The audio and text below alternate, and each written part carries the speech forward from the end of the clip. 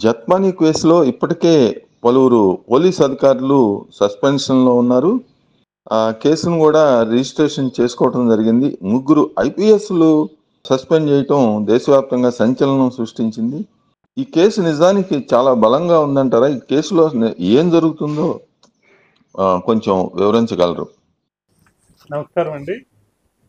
మరి కాదంబరి జత్వానీ కేసులో నిందితులుగా ముగ్గురు ఐపీఎస్ ఆఫీసర్లని అరెస్ట్ చేయటం, వారు తదనంతరం వాంగ్మూలాలు ఇవ్వటం, వారి మీద ఎటువంటి చర్యలు ఉపక్రమించబోతున్నారు, ఫర్దర్గా వారికి ఎటువంటి శిక్ష పడుతుంది అనేది చాలా సంచలనాత్మకమైనటువంటి విషయంగా మనకందరికీ తెలుసు. మరి ముంబైకి చెందిన సినీ నటి కాదంబరి జత్వానీపై అక్రమ కేసు బనాయించటం, అరెస్టు, వేధింపుల వ్యవహారంలో సీనియర్ ఐపీఎస్ ఆఫీసర్లు విఎస్ఆర్ ఆంజనేయులు, కాంతి రాణా, తాత, విశాల్ గున్నీళ్లు వాళ్ళని నిందితులుగా చేర్చడం జరిగింది. మరి జత్వానీపై కేసు నమోదు చేసి అరెస్ట్ చేయాలని అప్పటి నిఘా విభాగాధిపతి PSR Anjaneyulu CP Kantharana, DCP Vishal గున్నీలను ఆదేశించారని చెప్పి మనకు తెలుస్తుంది. అయితే ముందుగా కమిషనరేట్ పరిధిలో కానీ లేకపోతే మాచవరం పోలీస్ స్టేషన్లో కానీ కేసు పెట్టాలనుకున్నారు.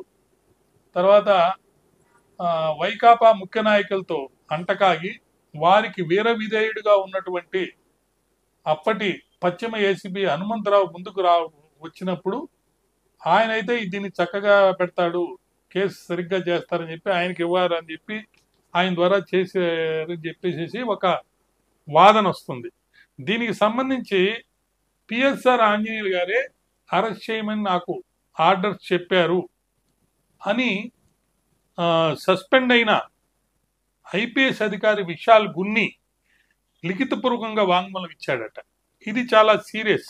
కేసు పెట్టక మునిపే అందరూ చర్చించుకొని అది కూడా కమిషనరేట్లో కూర్చొని మాట్లాడుకొని ముఖ్యమంత్రి కార్యాలయానికి పిలిపించి మౌఖికంగా చెప్పారని కూడా చెప్పడం జరిగింది. ఇది క్రిమినల్ బ్రీచ్ ఆఫ్ డ్యూటీస్ పై పోలీస్ ఆఫీసర్స్. ఇది ఫండమెంటల్ రైట్స్ వైలేషన్. ఒక వ్యక్తికి రక్షణ కల్పించాల్సినటువంటి పోలీస్ అధికారులే వాళ్ళ హక్కుల్ని భక్షణ చేస్తే, సెలబ్రిటీ అయినటువంటి ఒక సినీ నటి మోడల్కి ఇలా జరిగితే మరి సామాన్య స్త్రీలకి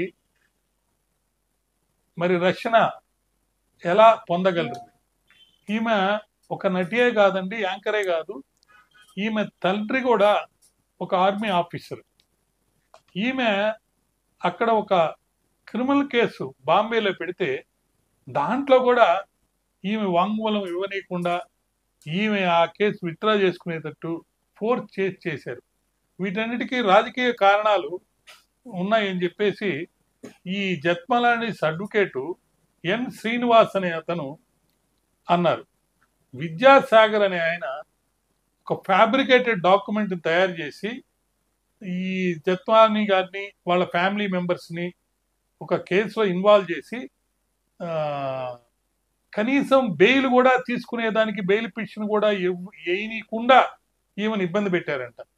మరి ఇలాంటి పరిస్థితుల్లో ఈ జీవో ద్వారా సస్పెండ్ అయినటువంటి ముగ్గురు ఆఫీసర్ల యొక్క భవిష్యత్తు చాలా ఇబ్బందికరమైన పరిస్థితిలో ఉన్నట్టుగా తెలుస్తుంది.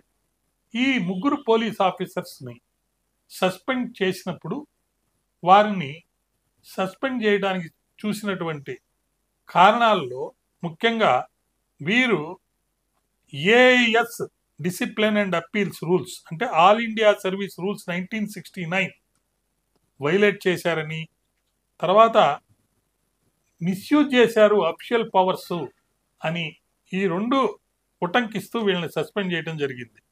మరి ఎన్టీఆర్ పోలీస్ కమిషనరేట్ అఫిషియల్స్ ఏదైతే ఎంక్వైరీ చేసి రిపోర్ట్ ఇచ్చారో దాన్ని ఆధారంగా చేసుకొని వీళ్ళని సస్పెండ్ చేయడం జరిగింది.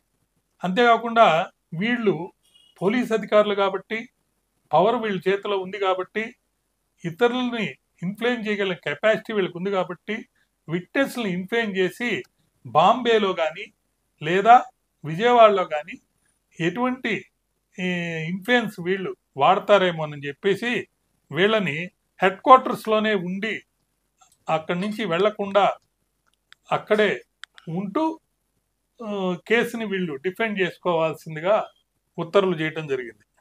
మరి డీజీపీ ఆఫీస్లో రోజుకి 2 సార్లు వీళ్ళు సంతకాలు పెట్టమని కూడా ఆర్డర్ వేయటం జరిగింది. ఇలాంటి ఆఫీసర్స్ ఇప్పటికి 16 మంది ఉన్నారంట వీళ్ళతో కలిపి.